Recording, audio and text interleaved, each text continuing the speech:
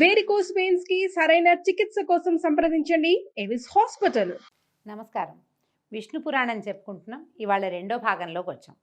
బ్రహ్మ సృష్టి ఏ రకంగా జరిగింది, బ్రహ్మదేవుడు ఎలా భూలోకంలోకి వచ్చాడంటే సృష్టి క్రమం ఎలా ప్రారంభమైందో వింటున్నాము. ఆదివరాహ స్వరూపంతో విష్ణుమూర్తి భూమిని జలాలలోంచి ఉద్ధరించాడని చెప్తున్నారు. భూమిని సముద్రంలోంచి ఉద్ధరించిన తర్వాత మళ్ళీ బ్రహ్మరూపుడై సకల నదీ సముద్ర పర్వత ద్వీపాలను, సురాసుర నరపితృ లోకాలను, గరుడ గంధర్వ విద్యాధర పశుపక్షి మృగాది నానావిధ భూత సమూహమును మునుపటి సృష్టిలాగే సృష్టించి తగిన గుణరూప స్వభావ చేష్టలు కలిగించాడు అని చెప్పగా మైత్రేయుడు విని, గురుదేవ, బ్రహ్మ సృష్టి నువ్వు సంగ్రహంగా చెప్పావు, దాన్ని వివరంగా చెప్పమని అడుగుతున్నారు.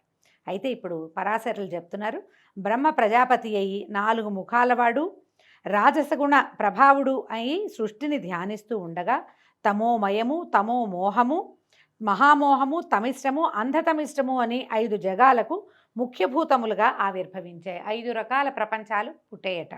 అవి సక్రమమైన సృష్టికి సాధనాలు కాలేదు. అంతటా ఆత్మజ్ఞాన అజ్ఞానాలలో తామసమైన తిర్యజ్ఞానం, తిర్యక్రోశమైనటువంటి పశువులు, మృగాలు పుట్టేయట. మొదట మనం పుట్టలేదు. అజ్ఞానంతో కూడి ఉండి కేవలము ఏమంటారు, మన ఆహార నిద్ర భయం 5 నాదులు కలిగి ఉన్న మాత్రమే, అవే అజ్ఞానంతో ఉండేవి. ఏం చేస్తాయో అవి మాత్రమే చేయటం, ఆలోచన లేనటువంటి పశువులు, మృగాలు పుట్టాయట. అప్పుడు సాత్విక గుణ ధ్యాన శక్తితోటి అమర సృష్టి కలిగింది. బాగా దేవతల్ని సృష్టించారట. తదుపరి రాజస తామస గుణ సంకేతమైన ధ్యాన సృష్టిగా మానవ సృష్టి జరిగింది. మానవులు రాజసిక తామసిక గుణ సంకలితంగా జన్మించారు. మొదట మృగాలు, జంతువులు పుట్టినాయి, ఆ తర్వాత ఆ దేవతలు పుట్టారు, ఆ తర్వాతే మానవులు జన్మించారు. ఆ పైన కమలభవని సకలావయవముల నుంచి, ఆయన శరీరంలోని అన్ని అవయవాల నుంచి దేవ అసుర మనుజ పితృముఖ సచరాచర భూత సృష్టి జరిగింది. అంటే ఇవన్నీ సంకల్పాలు జరిగినాయి ముందు, ఆ తర్వాత సంకల్పం జరిగిన తర్వాత ఆయన అన్ని అవయవాల నుంచి, ఒక్కొక్క అవయవం నుంచి ఒక్కొక్క సృష్టి చొప్పున జరిగి చరాచర భూత సృష్టి జరిగిపోయిందట. తర్వాత ఆయా జాతులు వారి వారి కర్మల కారణంగా పుట్టి హింసాహింసలు, కాఠిన్య మార్తబాలు, నిందానిందలు, ధర్మాధర్మాలు, సత్యాసత్యాలు, జ్ఞాన అజ్ఞానాలుగా కలిగి ఇంద్రియ వ్యాపారాలకు తగిలి నానా విధములైన రూపాలు, జాతి స్వభావ చేష్టాగుణాలు కలిగేటట్టుగా సృష్టించారు. ఇది విని మైత్రేయుడు, సగమే అర్థమైంది ఆయనకి, మనకు మళ్ళీ ఆయన అడుగుతున్నాడు, సరే మానవులు ఏ ఏ జాతులుగా బ్రహ్మావయవాల నుంచి ఉద్భవించారో చెప్పండి అంటే ఆయన చెప్తున్నారు.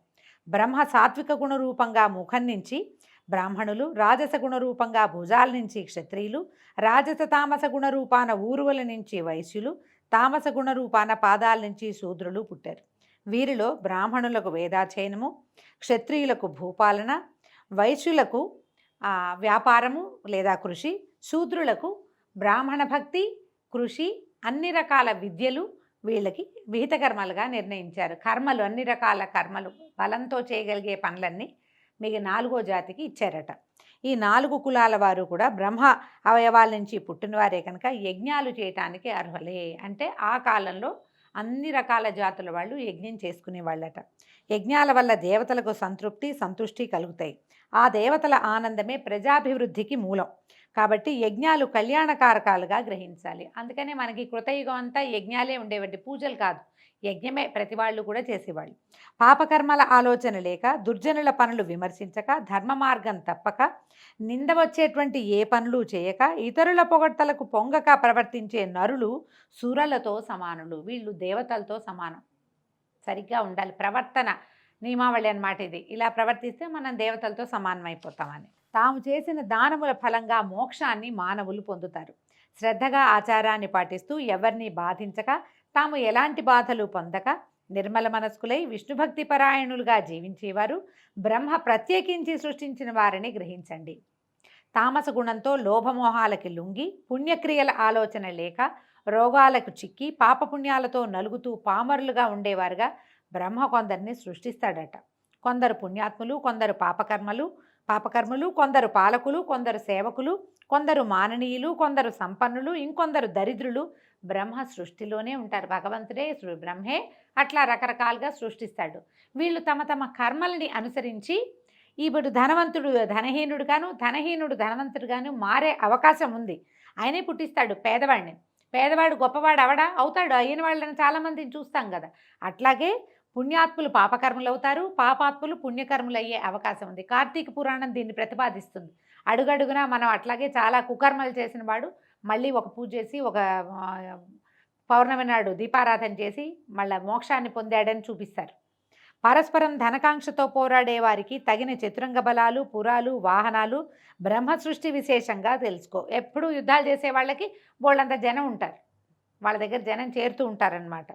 మానవుల జీవనానికి ధాన్యము, పప్పు దినుసులు, మహిషాలు, నివాసాలు, ఫలవృక్షాలు, తిలలు, పెసలు మొదలైన పదార్థాలు కూడా బ్రహ్మదేవుడు సృష్టించినవే. ఇలా సృష్టించిన పెంపులేని సృష్టి ఉండటం చూసి బ్రహ్మ ఏం చేశాడట, ఆయన మొదట సృష్టించిన గుంపే ఉన్నారు, మళ్ళీ ఏమి జరగటల్లా, ఎలా ఉన్నది అలాగే ఉంటుంది. ఈయనది పెరగటం లేదని తనతో సమానులైన ప్రజాపతులను సృష్టించి లోకమును ప్రజా సమృద్ధితో చేయాలని సంకల్పించి నవబ్రహ్మలను మానసిక సృష్టిగా రూపొందించాడు. ఈ నవబ్రహ్మలు ఎవరు? భృగువు, పులస్త్యుడు, పులహువు, క్రతువు, అంగిరసుడు, మరీచి, దక్షుడు, అత్రి, వశిష్ఠుడు. వీళ్ళని నవబ్రహ్మలుగా చెప్తారు. తర్వాత వీళ్ళకి భార్యల్ని కూడా సృష్టించాడు. వీళ్ళకి వరుసగా చూడండి, ఖ్యాతి, భూతి, సంభూతి, క్షమ, ప్రీతి, సన్నపి, ఊర్జ, అనసూయ, అరుంధతి అనే కన్యకల్ని కూడా సృష్టించి ఈ నవబ్రహ్మలకి సక్రమంగా లైన్ ప్రకారం అన్నమాట. భృగువుకి ఖ్యాతి, పులస్త్యుడికి భూతి, అట్లా లైన్ ప్రకారము వీళ్ళకి కన్యలను సృష్టించి వివాహాలు చేశాడు. అలాగే సనకాది యోగులను మానస సృష్టిగా జన్మించాడు. సనక, సనందన, సనత్కుమార, సనత్ సుజాతులు బాలుర రూపంలో ఉండేటువంటి మునులుగా వీళ్ళని నలుగురిని సృష్టించి వీళ్ళని సృష్టి చేయమంటే వాళ్ళు ఒప్పుకోలేదట. సంసార విముఖులై బ్రహ్మ విద్యాపారంగతులై తపశ్చర్యకి జీవితాలు అంకితం చేసి ఆ మహాత్ములైపోయారు వాళ్ళు. తర్వాత పద్మాసుని కనుబొమ్మల నడుము నుంచి కామినీ సహితుడై మధ్యాహ్న భాస్కరుడిలాగా ఫాలాక్షుడైన రుద్రుడు ఉద్భవించాడు. ఆ అర్ధనారీశ్వరుడి వెంట మరో 10 మంది పుట్టారు. వాళ్ళే ఆ 10 మంది మొదట పుట్టిన రుద్రుడు కలిసి ఏకాదశ రుద్రుడు. తర్వాత బ్రహ్మ ఏం చేశాడట, ఒక పుత్రుణ్ణి, కుమారుణ్ణి సృష్టించుకున్నాడు. అతని పేరు స్వయంభువ మనువు. అయితే శక్తియుక్తులకు అతను తండ్రి లాంటివాడే, బ్రహ్మదేవుడు లాంటివాడే ఈ మనువు. ఇతను శతరూప అనే కాంతని పరిగ్రహించాడు. ఆ వధూవరులకు ప్రియవ్రతుడు, ఉత్తానపాదుడు అని 2 కొడుకులు కలిగారు. ప్రసూతి, ఆకూతి అనేటువంటి 2 కూతుళ్ళు కూడా కలిగారు. దక్షుడు ప్రసూతిని, రుచికుడు ఆకూతిని చేపట్టారు. వాళ్ళకి యజ్ఞుడనే కుమారుడు కలిగాడు. అతడు దక్షిణయందు యాములు అనేటువంటి కొడుకులు 12 మంది పుట్టారు. యాములు అనే పేరు కలిగినటువంటి 12 మంది కుమారులు పుట్టి వాళ్ళు దేవగణాలు అయ్యారట. దక్షుడికి ప్రసూతి యందు 24 మంది కూతుళ్ళు జన్మించారు. అయితే ఈ 24 మందిలో వీళ్ళల్లో 13 మంది పేర్లు చెప్తున్నారని చూడండి. మనం పేర్లు పెట్టుకోవచ్చు ఇవి చక్కగా. శ్రద్ధ, లక్ష్మి, ధృతి, తుష్టి, పుష్టి, మేధ, క్రియ, బుద్ధి, లజ్జ, వపువు, శాంతి, సిద్ధి, కీర్తి అనే 13 మందిని ధర్మువు అనేటువంటి దైవగణాల్లో ఒకడైన వాడికి ఇచ్చి వివాహం చేశారు. ఖ్యాతి, సతి, సంభూతి, స్మృతి, ప్రీతి, క్షమ, సన్నపి, అనసూయ, ఊర్జ, స్వాహ, స్వధ అనే 11 మందిని వరుసగా భృగువు, భవుడు, మరీచి, అంగిరసుడు, పులస్త్యుడు, పులహుడు, క్రతువు, అత్రి, వశిష్ఠుడు, అగ్ని, పితృదేవుడు వరించారు. తదుపరి కల్పారంభ సమయంలో బ్రహ్మ అంక నుంచి ఒకరిని పుట్టించాడట. ఆయన ఒళ్ళో ఇంచి ఓడిలో ఇంచి ఒకడిని పుట్టిస్తే అతని పేరు నీలలోహితుడట. ఆ పుట్టిన వెంటనే ఆ శిశువు నాకు ఏడ్చేట, నాకు పేరేమిటి అని అంటే రోధించటం వల్ల అతనికి రుద్రుడు అని పేరు పెట్టారట. ఆ బాలుడు అలాగే 7 సార్లు ఏడిస్తే 7 సార్ల నుంచి భవుడు, శర్వుడు, మహేశ్వరుడు, పశుపతి, భీముడు, ఉగ్రుడు, మహాదేవుడు అని పేర్లు పెట్టి రుద్రాదిగా ఆ 8 పేర్ల వాణిని చేసి 8 మందిగా విభాగించారట. ఈ 8 మంది ఎవరు? బ్రహ్మదేవుడి నుంచి జన్మించిన రుద్రులు సూర్యుడు, జలము, పృథ్వీ, వాయువు, అగ్ని, ఆకాశము, దీక్షితుడు, చంద్రుడు అనే శరీరాలుగా ఉండేటట్టుగా చేసి వరుసగా వాళ్ళకి మళ్ళీ భార్యల్ని సృష్టించాడు. ఇదంతా బ్రహ్మ సృష్టేనండి. వాళ్ళకి సువర్చల, ఉష, సుకేసి, శివ, స్వాహ, దిక్కు, దీక్ష, రోహిణి అనేవారికి భార్యలుగా చేశాడు. వీళ్ళకి వరుసగా భార్యల్ని సృష్టించాడు. అష్టమూర్తి అయిన రుద్రునకు మేనకా హిమవంతులకు జన్మించినటువంటి ఆదిశక్తి పరమేశ్వరి గౌరీ సతిగా ప్రస్తుతి పొంది భార్యగా అయింది. మొట్టమొదట అయినటువంటి రుద్రుడికి సతీదేవి భార్య అయింది. భృగువుకి ఖ్యాతి యందు ధాత, విధాత అని 2 కొడుకులు కలిగారట. లక్ష్మి అనే కూతురు కూడా భృగు, అందుకనే భార్గవి అంటారు లక్ష్మీదేవిని. భృగు నందనగా చెప్తారు. భృగువుకి మొదట లక్ష్మీదేవి జన్మించింది. ఆ లక్ష్మిని శ్రీహరికి ఇచ్చి వివాహం చేశాడు. అప్పుడు మైత్రేయుడు అడిగాడు. మనకు వచ్చే ఆలోచనే మైత్రేయుడికి కూడా వచ్చింది. లక్ష్మికి ఆవిడ క్షీరసముద్ర రాజతనయ కదా, పాలకడల్లో నుంచి పుట్టింది బంగారు తల్లి. అయితే మీరు భృగుపుత్రిక అని చెప్తున్నారు, ఇదేమి వింత అని అడిగితే ఇప్పుడు ఈ సమాధానం చెప్తున్నారు మైత్రేయ. సర్వభూతమయుడైన వాసుదేవుని మాయాశక్తి లక్ష్మీ రూపంతో అతనికి తోడుగా ఉంటుంది కనుక లోకాలకి సంపద కలిగించేవైన పరికరాలన్నీ శ్రీచిహ్నాలే అని చెప్పబడతగినవి. ఇంతెందుకు, లోకాలలో చరాచర భూతకోటి యందు అందమైన స్త్రీ రూపాలన్నీ లక్ష్మీ రూపాలే. దాన్ని మన అమ్మాయి మంచి కళగా ఉంది, లక్ష్మీ కళ అని చెప్తాం కదా, లక్ష్మీదేవి అలా ఉంటుందన్నమాట. పురుషాకారాలని, అందమైన పురుషాకారాలన్నీ హరిమయములనే గ్రహించు. పాలకడలిలో పుట్టిన రమాదేవి వాసుదేవుని దేవి అయి లోకంలో ప్రసిద్ధి పొందటం వేదవాక్కు. ఆ వృత్తాంతం మరీచి బ్రహ్మముఖత నేను విన్నది చెప్తానంటున్నాడు. ఇంకో వృత్తాంతంలోకి వెళ్ళింది. ఇందులో కొన్ని అసంబద్ధంగా అక్కడ అలా ఉంది ఇక్కడ ఇలా ఉంది అని అనిపిస్తుందండి. ఇవేంటంటే ఒక్కొక్క కల్పంలో జరిగినవి, కథలు కథలుగా చెప్పుకున్నవి, ఆసక్తికరంగా ఉన్న కథలని ఒక చోటకి చేర్చబడతాయి. ఇవి ఒక కల్పంలో ఈ కథ, ఇంకో కల్పంలో ఇంకో కథ, కొంచెం డిఫరెన్స్ తోటి కనిపిస్తుంది. అందుచేత కొంచెం ఎక్కడో ఒక కనెక్టివిటీ పోయిందని మనం భావిస్తాం, కానీ కనెక్షన్ ఉంది, అంత ఎక్కువగా లేదు అంతే. అత్రికి అనసూయందు శంకరాంశతో జన్మించిన వాడు దూర్వాసుడు. కోపానికి పురుష రూపం. కోపించాడంటే బ్రహ్మరుద్రాదుల్ని కూడా గడగడలాడించగలిగినటువంటి అపరరుద్రుడు. తాపసులలో మిన్నగా పేరుగన్నవాడు. ఒకప్పుడు భూమినంతను పరిభ్రమించి ఇంద్రలోకానికి వెళ్ళాడు. అప్పుడు ఒక విద్యాధర కాంత నందనవనంలో ఉన్న పారిజాతాల నుంచి పువ్వులు కోసి దండ అల్లి పట్టుకుని వస్తూ ఈ దూర్వాసును చూసి ఆయనకి సమర్పించిందట. దూర్వాసుడు తన దండని తన జటలకు వేళ్లాడగట్టి విలాసంగా ఏనుగులాగా నడుస్తూ వస్తూ ఎదురుగా ఐరావతారూఢుడైన ఇంద్రుణ్ణి చూసి కొంచెం పక్కకి ఒత్తిగిలి నుంచున్నాడట. ఏనుగు వస్తుందని పక్కకి వెళ్ళాడు. అయితే ఇంద్రుడి దగ్గరగా వచ్చేసరికి దూర్వాసుడు తన జడల్లో ఉన్న పూదండను చూసి ఇంద్రుడికి అందించి దీవించాడు. ఇంద్రుడు ఆ దండను అంకుశంతో అందుకుని అలక్ష్యంగా ఐరావతం యొక్క కుంభస్థలం మీద ఉంచాడు. ఆ పూదండ పరిమళానికి గండు తుమ్మెదలు రొద చేస్తూ దాని మీద వాలగా ఐరావతం బెదిరి ఆ పుష్పమాలికను తొండంతో కింద పడేసి కాళ్లతో తొక్కి రేకులు ఊడగొట్టి నలిపి విసిరేసింది. అటు ఇటు ఉన్నవారు ఇంద్రుడు కూడా ఏనుగు చేసిన పనికి చప్పట్లు చరుస్తూ పకపక నవ్వారు. ఇంద్రుడు ఈ దుర్వాసుడు ఆ వికారపు పనిని చూసి నిప్పులు రువ్వుతున్నటువంటి కళ్ళతోటి, ఔరా ఇంద్ర, అమరాధిపతిపని ఆదరించి మన్ననగా పూదండ ఇస్తే రాజ్యాధికార మతంతో ఇట్లా దుర్వినీతంగా ప్రవర్తిస్తావా? నీ సిరి సంపద సముద్రంలో కలియుగాక అని శపించి వేడి నిట్టూర్పులు విడుస్తూ వడివడిగా వెళ్ళిపోయాడు. వెంటనే ఇంద్రుడు పరిగెత్తుకుంటూ దిగేశాడు. ఏనుగు దిగి పరిగెత్తాడు. దూర్వాసునికి ఆ పాదాల మీద సాష్టాంగంగా నమస్కరించి చేతులు జోడించి నన్ను క్షమించమని బతిమలాడాడు. నా తెలివి తక్కువతనాన్ని క్షమించు, అనుగ్రహించు అని గద్గద కంఠంతో ప్రార్థిస్తే ఆయన నెయ్యి పోసిన అగ్నిలాగా, అగ్నికి ఆజ్యం పోసినట్టు అంటాం కదా, ఇంకా ఉడికెత్తిపోయేట. దురాత్మ, మర్యాదామన్నా లేక నన్ను అవమానించావు.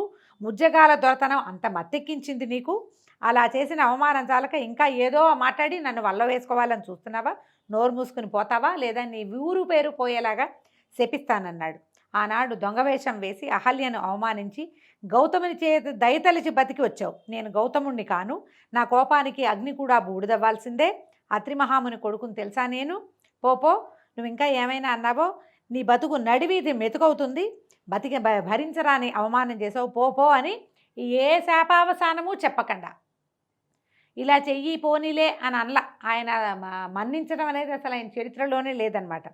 పరిగెత్తినట్టు వడివడిగా వెళ్ళిపోయాడట. చేసేది లేక ఇంద్రుడు వెనక్కి తిరిగొచ్చి కందిపోయిన మొహంతో దుఃఖంతో కుందుతూ ఐరావతం ఎక్కి ధారగా కన్నీళ్లు కార్చుకుంటూ భవనానికి వెళ్ళాడట. అమరావతి అంతా కలకలం వచ్చేసింది. ఏమిటా అని వాకిట్లో నుంచి బయటకు వచ్చి నుంచుంటే అప్సరసలు, కల్పవృక్షము, కామధేనువు, ఐరావతము, ధనరాశులు ఒకదాని వెంబడి ఒకటి పెనుగాలికి దొర్లిపోయినట్టుగా ఎక్కడికో దొర్లి వెళ్ళిపోయినాయి. ఇంద్రజాలంలాగా అమరావతి మొత్తం సర్వం సహా శూన్యమైపోయిందట. దూర్వాసుడు పెట్టిన శాపం ముల్లోకాల ప్రభువుకి తగిన ముజ్జగాలకి ఆవరించేసింది. మొత్తం ఈయనకొక్కడికే కాదు, మొత్తం అంతా పోయింది. ధరలో దాన ధర్మాలు తెరచాటయ్యాయి. అనావృష్టి, సస్యనాశనం, ధనధాన్యాల తరుగుదల, యజ్ఞాలు అసలు పేరుకి అవన్నీ పోయినాయి. యజ్ఞాలు అసలు లేనే లేవు. దేవతలకి ఉపవాసమేనట.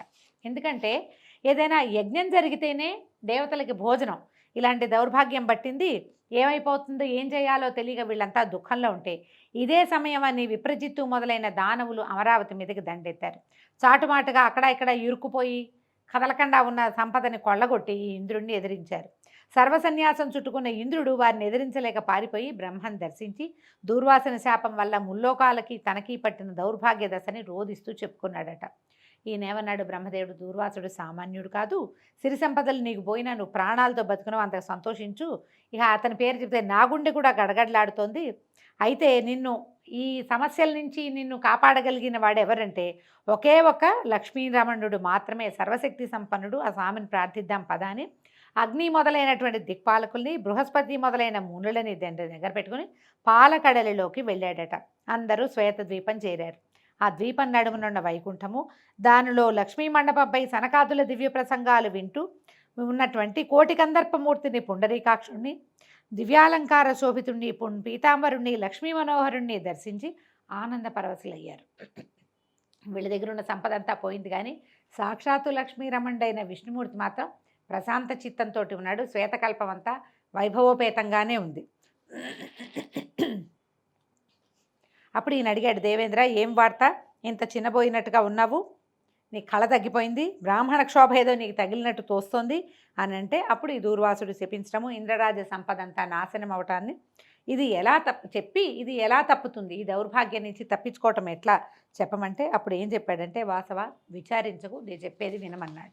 దిక్పాలకులతో వెళ్ళు, రాక్షసులతో కపటపు సంధి చేసుకుని వాళ్ళు మీరు పాల సముద్రంలో ఓషధి లతలు వేసి మందరగిరి కవ్వంగా వాసుకి తాడుగా ఆ సముద్ర మథనాన్ని చేయండి. నా సహాయం సమయానుకూలంగా ఉంటుంది. అమృతంతో సహా మహిత వస్తువులు, ముల్లోకాల వైభవానికి కారణాలైనవన్నీ మళ్ళీ వస్తాయి. అమృతపానం అవుతుంది. ఆ పోయిన సంపదంతా మీ వశమవుతుంది. రాక్షసులకు చెందేది శ్రమ మాత్రమే. నువ్వు యథాపూర్వకంగా నువ్వు ముల్లోకాలకి అధిపతి అవుతావు, వెళ్ళు అని ధైర్యం చెప్పి పంపించాడు. అందరూ ఆనందంగా వెనుతిరిగి వచ్చారు. చమత్కారంగా మాట్లాడి ధనుజులతోటి సంధి చేసుకున్నారు. మందరగిరిని పెళ్లగించి తెచ్చారు. వాసుకుని కవ్వపు తాడుగా చుట్టి పాలకడలిలో వేశారు. ఓషధి లతలు చుట్టూతా ఉంచారు. అడుగున ఆధారం లేక ఈ మందరగిరి లోపలికి వెళ్ళిపోయిందట. వెళ్ళిపోతే ఇంద్రుడు మనసా పుండరీకాక్షుని ధ్యానించి ప్రార్థించగా పద్మాక్షుడు వచ్చి 1,00,000 యోజన విశాలమైన కూర్మరూపం ధరించి జలధిలో ప్రవేశించి మందరగిరిని పైకెత్తి తన వెన్ను మీద ధరించాడు. తర్వాత అది అక్కడ ఉండగానే నిజరూపం వచ్చి నిజరూపంలో పైకొచ్చి దేవదానవులను చూసి తరమండి, బాగా చిలకండి అని ప్రోత్సహించాడు. దేవతలు వాసుకి తోకను, దానవులు తలను పట్టుకుని మందరగిరిని తిప్పడం ప్రారంభించారు.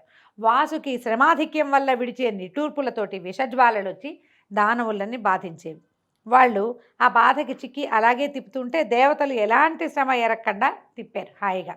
అలాగా తరమగా బాగా చిలగ్గా సముద్రం నుంచి కల్పవృక్ష కామధేనువులు, చింతామణి, రంభాది అప్సరసలు, ఐరావతము, ఉచ్ఛైశ్రవము వెలికిరాగా శ్రీపతి ఆ సమూహం మొత్తాన్ని ఇంద్రుడికి అప్పచెప్పాడు. వచ్చిన వాటన్నిటిని ఇంద్రుడికి అప్పచెప్పేశారు.